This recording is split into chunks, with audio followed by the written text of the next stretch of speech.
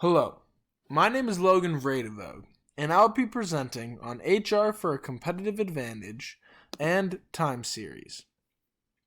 The two objectives for HR are that people are efficiently utilized within the constraints of other operations management decisions, and people have a reasonable quality of work life in an atmosphere of mutual commitment and trust.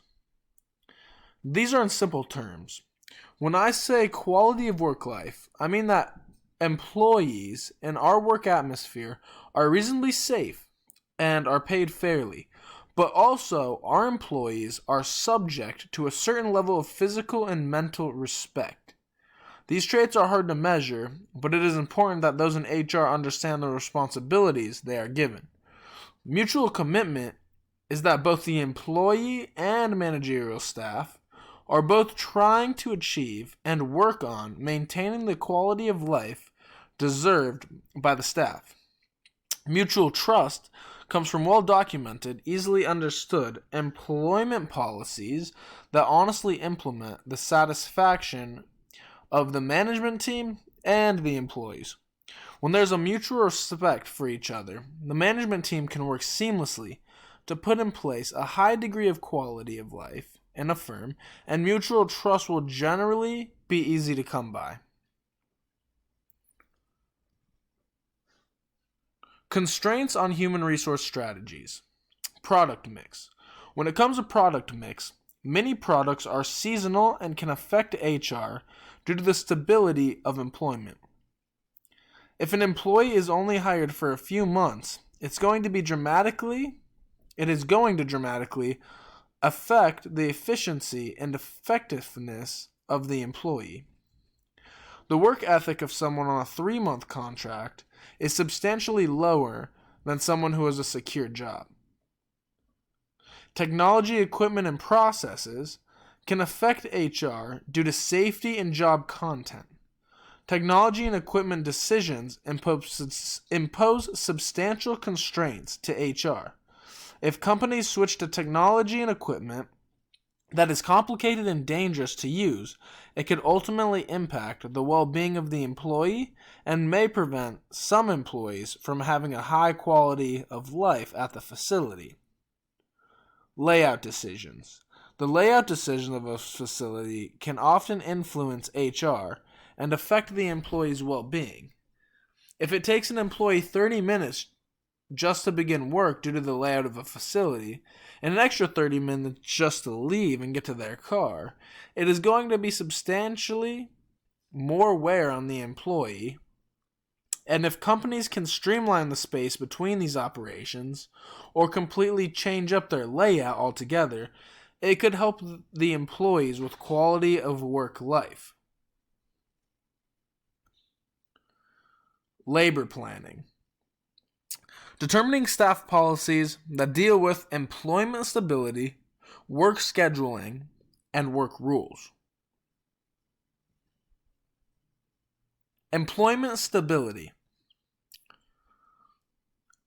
There are two main types of employment stability.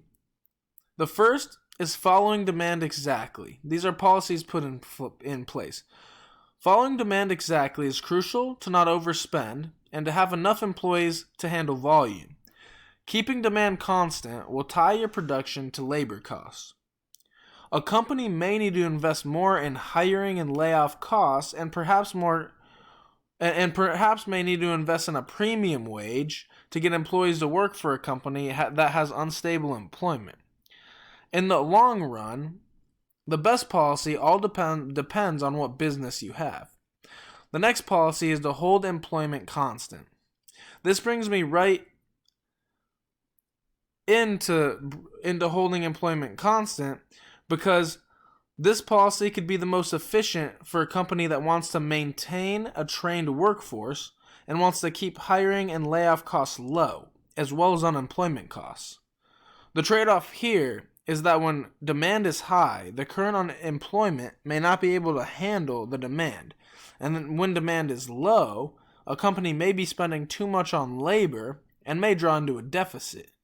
Again, it is all about what policy is best for a certain company. One policy may work for one company where it wouldn't work for another.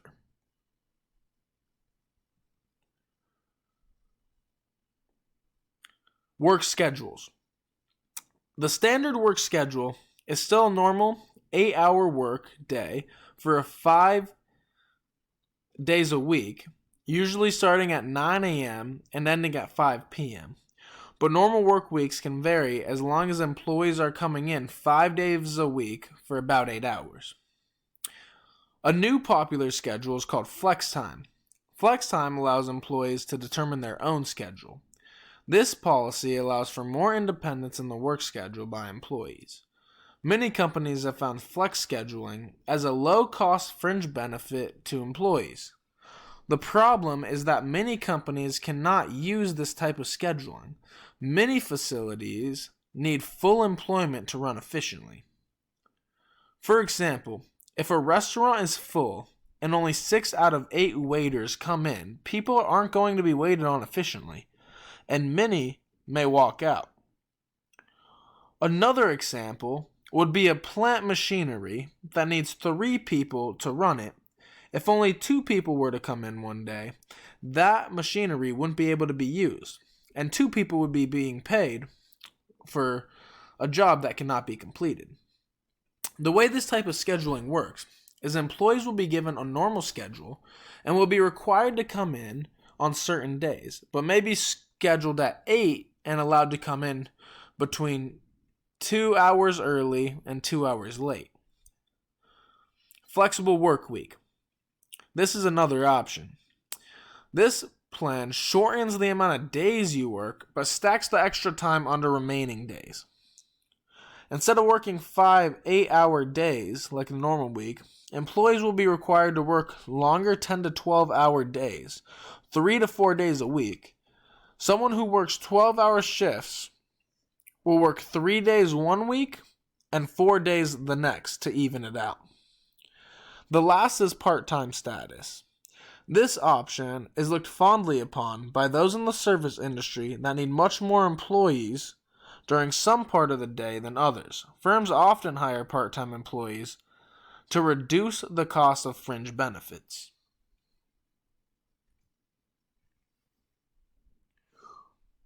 Work rules. Many organizations use rules to specify what you do, when you can do it, and under what conditions. These conditions actually restrict the flexibility of employees. One of the biggest jobs of an operations manager is to manage the unexpected. It is shown that the more flexibility a firm has when staffing and scheduling, the more efficiency and responsiveness they will have in operations management. In operations management, the goal is to optimize efficiency and responsiveness.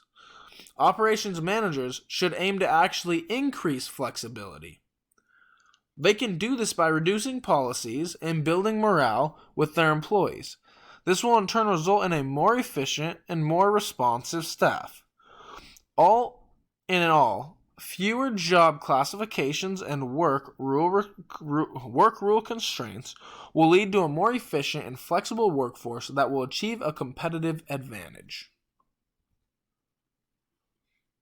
Finally, time studies. A time study is a classical stopwatch study created by Frederick W. Taylor.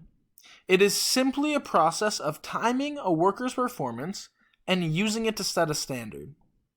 This study is most widely used in labor standard methods. In this last slide, I have listed the steps of completing a time series.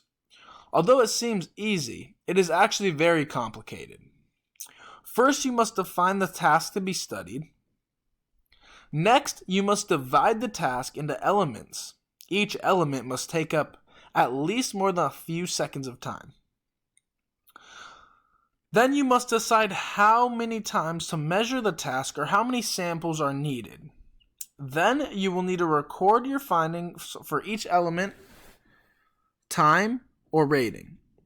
Once you get to step 5, you must compute the average observed time, which is expressed by the sum of time recorded to perform each element, divided by the number of observations.